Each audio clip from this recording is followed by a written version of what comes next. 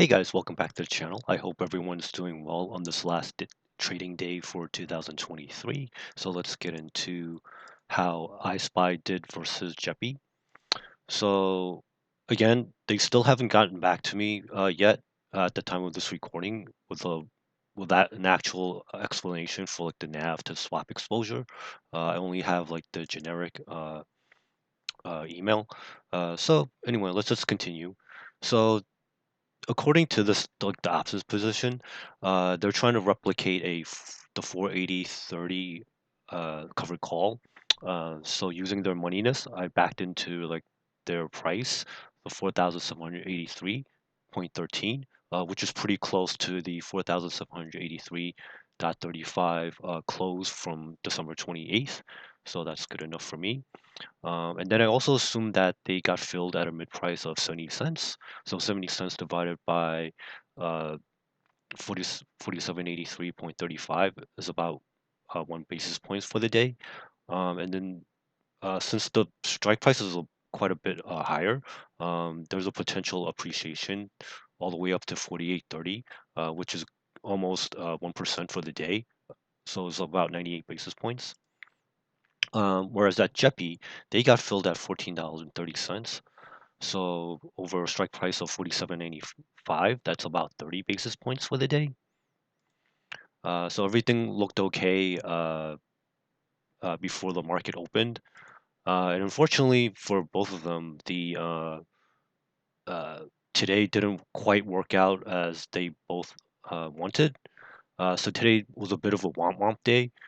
So they're both losers. So Defiance is a slightly better loser. So basically what I did was I took the difference between the close and the strike price, but I added back the premium that they received, and then divided by 47.95. So that gets us to a loss of 23 basis points for the day. Um, well, actually, this one should be. Well, actually, no. I'm sorry. Proshares won like a like they had a partial victory. So they got to keep the cover call premium. So that's only good for 3 basis points for the day. But they have to also factor in the depreciation down to 4769.83. So unfortunately, that's if you add everything up, that's a 25 basis point loss for the day. So I guess it's not like the end of the world. Today was actually kind of just kind of blah, closed to like the end of the day.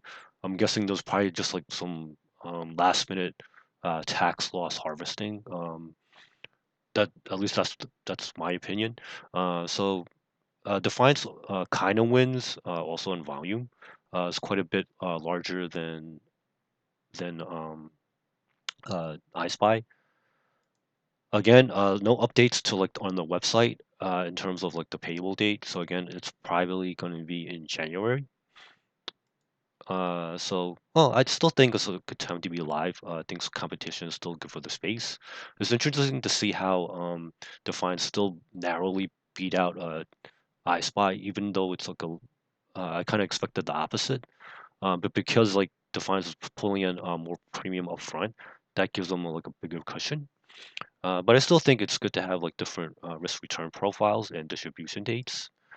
Again, I just wish ProShares would get back to me. Uh, but anyway, I guess maybe they're busy or maybe like people still out on vacation. So it's good to see Defiance a little more aggressive, but it's still paid off even on a down day. I expect like maybe implied volatility could still go down further. So our overall premiums might be even more skimpier as maybe into 2024. And I have some. I don't know if it's bad news or not.